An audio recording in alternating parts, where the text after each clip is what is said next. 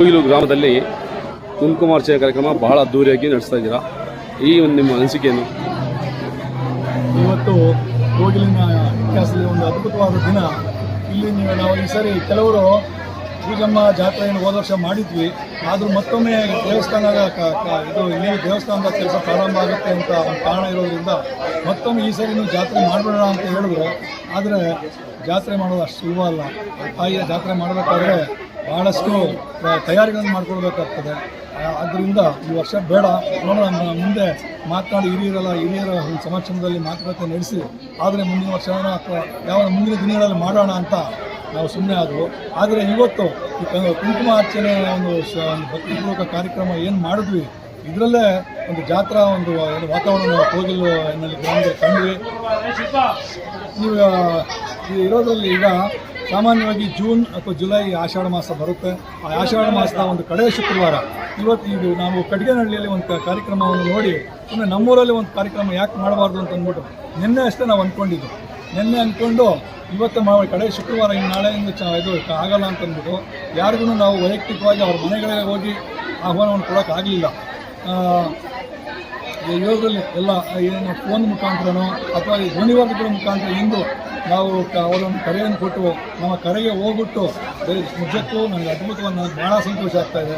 ಎಲ್ಲರೂ ನಮ್ಮ ಕರೆಗೆ ಹೋಗ್ಬಿಟ್ಟು ಇಲ್ಲಿ ಭಕ್ತಿಪೂರ್ವಕದಿಂದ ಬಂದು ಅವರು ಸ್ವಯಂ ಅವ್ರ ಸ್ವಂತ ಅವ್ರ ಕೈಯಿಂದಲೇ ನಮ್ಮ ಏನು ಅರ್ಚಕರಿದ್ದಾರೆ ಅವರ ಆದೇಶದಂತೆ ಅವರೇ ಸ್ವಯಂ ಅವರು ಸ್ವತಂತ್ರವಾಗಿ ಅವರೇ ಕುಂಕುಮಾರ್ಚನೆಯನ್ನು ಮಾಡಿ ಆ ತಾಯಿಯ ಕೃಪೆಗೆ ಪಾತ್ರರಾಗಿ ನಿಮ್ಮನ್ನು ಎಲ್ಲರೂ ಧನ್ಯರಾಗಿ ನಮಗೆ ಒಳ್ಳೆಯದಾಗಲಿ ಅಂತ ಆಶೀರ್ವಾದ ಮಾಡಿ ಎಲ್ಲರಿಗೆ ಪ್ರಸಾದವನ್ನು ಸ್ವೀಕರಿಸಿ ಹೋಗ್ತಾ ಇದ್ದಾರೆ. ನಿಜಕ್ಕೂ ನಮ್ಗೆ ಭಾಳ ಸಂತೋಷ ಆಗ್ತಾಯಿದೆ.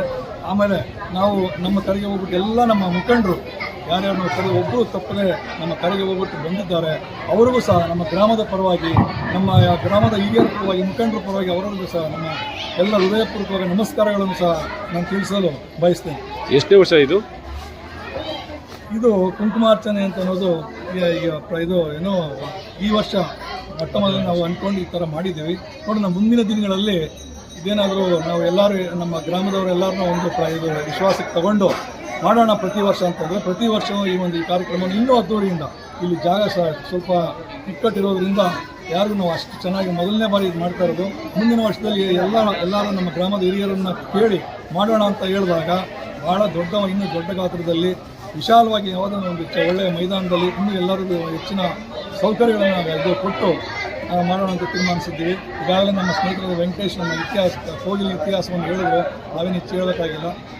ಮತ್ತೊಮ್ಮೆ ನಾನು ಇವತ್ತಿನ ದಿವಸದ ಈ ಒಂದು ಕಾರ್ಯಕ್ರಮದ ಯಶಸ್ಸಿಗೆ ಕಾರಣಕರ್ತರಾದಂಥ ಎಲ್ಲ ನಮ್ಮ ಊರಿನ ಹಿರಿಯರಿಗೆ, ಗ್ರಾಮಸ್ಥರಿಗೆ ಹಾಗೂ ನಮ್ಮ ಎಲ್ಲ ಮುಖಂಡರಿಗೂ ನಾನು ಮತ್ತೊಮ್ಮೆ ಗ್ರಾಮದ ಪರವಾಗಿ ಅವರಿಗೆ ಹೃತ್ಪೂರ್ವಕವಾದ ನಮಸ್ಕಾರಗಳನ್ನು ಹೇಳಲು ನಾನು ಬಯಸ್ತೇನೆ.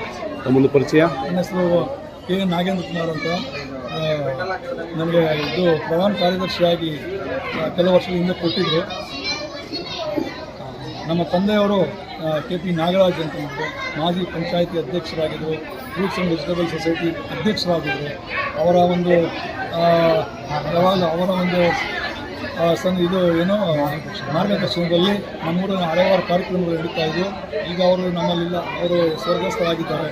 ಅವರು ಸಹ ನಾವು ಈ ದಿವಸದ ಒಂದು ಕಾರ್ಯ ಯಶಸ್ಸಿಗೆ ಅವರು ಸಹ ನೋಡ್ತಾ ಇರ್ಬೋದು. ಅವರ ಆತ್ಮಕ್ಕೂ ಶಾಂತಿ ಸಿಗಲಿ ಅಂತ ನಾನು ಇಲ್ಲಿನ ದೇವರ ಮುಖ್ಯನ ಅವರಿಗೂ ಸಹ ನಾನು ಶಾಂತಿ ಶ್ರದ್ಧಾಂಜಲಿಯನ್ನು ಕೊಡ್ತೇನೆ. ನಮಸ್ಕಾರ.